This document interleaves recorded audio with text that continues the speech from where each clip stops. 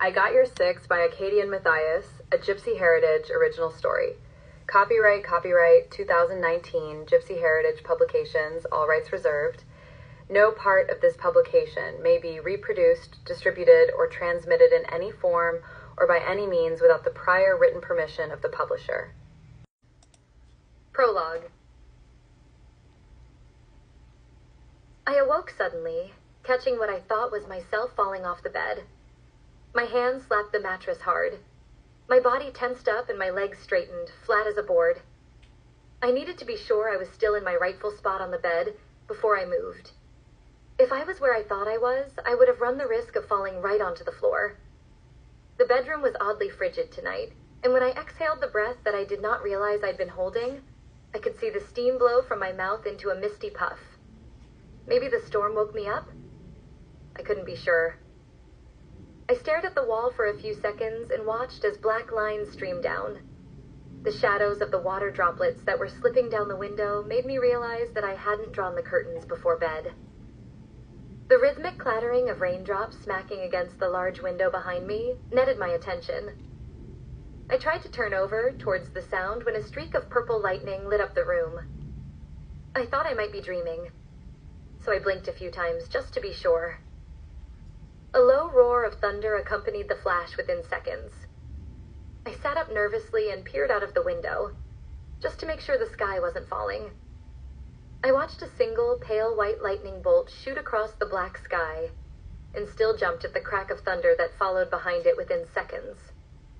My fingers clutched the soaked sheet that had adhered to me like a second skin.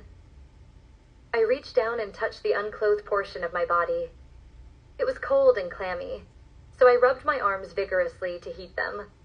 My cheek and pillow were wet with evidence that my dreams weren't so pleasant tonight. I discharged my legs slowly and methodically, redistributing my weight out of the bed as to not disturb my sleeping lover. Though the bed was a queen in size, every night he still somehow managed to make his way to the middle and get comfortable on my pillow. My mouth was dry when I swallowed. I shivered robotically and felt a low rumble in my stomach. When I got to the bedroom door, I peeked back and saw the silhouette of my guy. He had smooth, nearly flawless skin, except for the shadow lines from the window running across his body.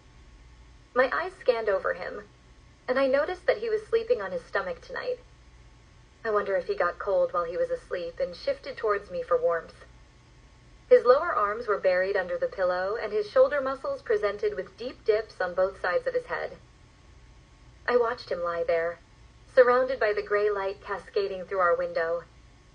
His back was bare, and the sheet was wrapped around him like he was waiting for a massage. I stepped out and closed the door with barely a sound. I even managed to tiptoe past all the squeaky floorboards in the hallway. Once in the kitchen, I was able to spoon out a couple scoops of ice cream into a bowl with minimal noise. I sat with my small bowl of chocolate chip cookie dough and thought about the next few weeks of my life. Bite after bite, I could feel my nerves starting to relax. Why am I so anxious? I tried but was unsuccessful in remembering the nightmare that took away my desire to sleep. I tilted the empty bowl and let the melted residuals fall into my mouth.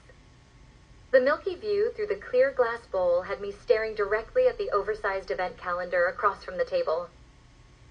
I sat the bowl down cautiously and walked over to the wall where it hung, silently mocking me. I could not believe my wedding was only a day away, and I felt the tension rebuilding in my muscles as I counted the days aloud. Just breathe, Hailey.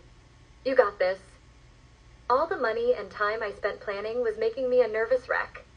Like any other bride, I just wanted my special day to be perfect. I walked back to where I had been sitting and found myself caught inside a beam of headlights.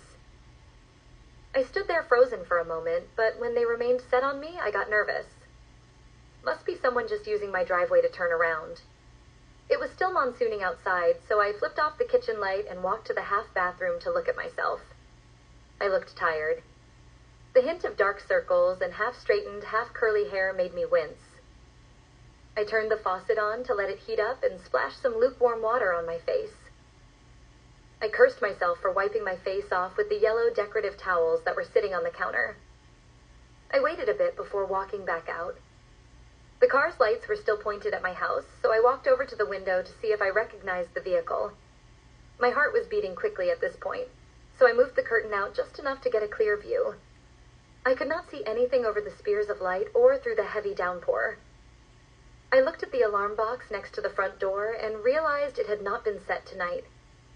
I unlocked the deadbolt, grabbed the door handle, and was about to open the door when I saw the headlights start to reverse. I walked back over to the window and breathed a sigh of relief when I saw the car backing away. I jumped back to the front door, locked it again, and activated the alarm. A yawn expelled unexpectedly, so I decided to go back to bed and attempt to get a few more hours of shut-eye.